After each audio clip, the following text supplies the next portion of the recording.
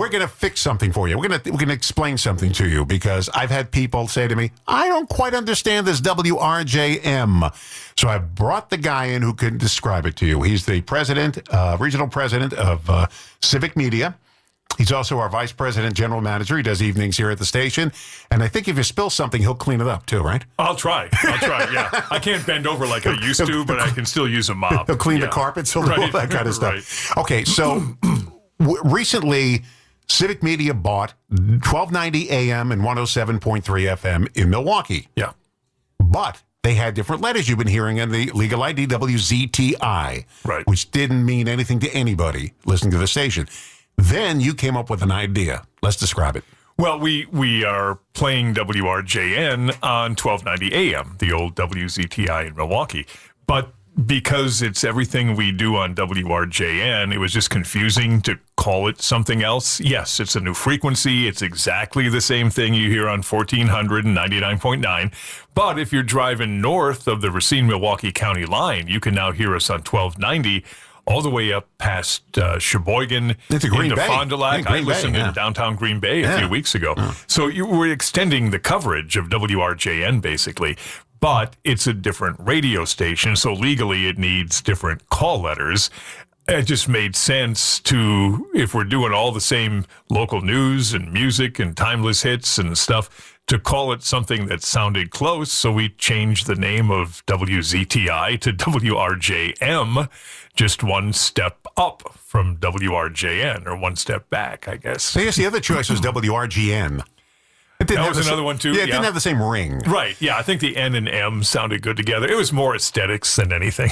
And what people don't realize is the Federal Communications Commission has, every single station has to have a unique set of call letters. Correct, yeah. And you can have the same on AM and FM, but you can't have the two on AM the same. Correct. And you can't have the two on FM the same. Yeah. So instead of calling it WZTI, we call it WRJM, but it's still the WRJN programming on there, except for nights when we're going to carry certain sporting events. Now, here's where it gets complicated and confusing, because WRJN 1400 is licensed to Racine.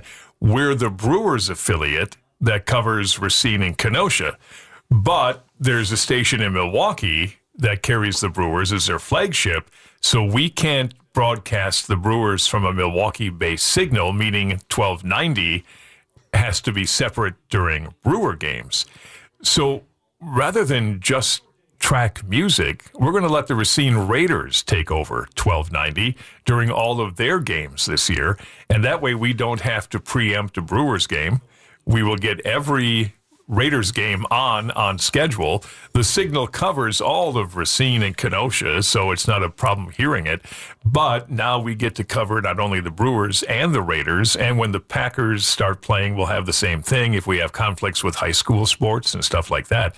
So we can split the signals off, and kind of like when you watch ESPN and you're watching a baseball game, on the bottom, check ESPN2 for tennis. Check ESPN3 for golf. This will kind of be our ESPN2. This is our WRJN2. Yeah, basically. Now, people say, well, 1290, it's a 5,000-watt radio station. WRJN is 1,000 watts. Right. That's great signal coverage. This is five times more powerful. Yeah. That's why you can get it all the way up to Green Bay. And now at night, it's a little different. The signal at dark turns a little directional. It goes directional north, yeah. So you don't hear us as well in Racine after dark, but during the Raider season, it's going to be light till 8:30, 9 o'clock. So you'll get good coverage in Racine and Kenosha County. And 107.3 FM.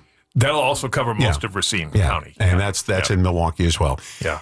I hope that explains it. If not, but Chris will go to your house with a big map set up. We'll have a graph. He'll have one of those PowerPoint demonstrations to bring to your house.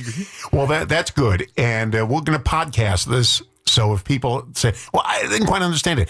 I told you I was at Ridgewood, the senior center, and there was an 88-year-old man there. And he said to me, what's this WRJM I'm hearing about? Right. And I explained it to him, and he understood it. Sure. He's a pretty smart guy, and he understood it.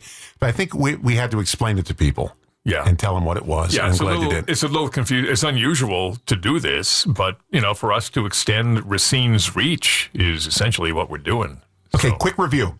WRJN in Racine is on 1400 AM and 99.9 FM. In Kenosha, 98.1 FM. And you can also hear it on 1400 as well.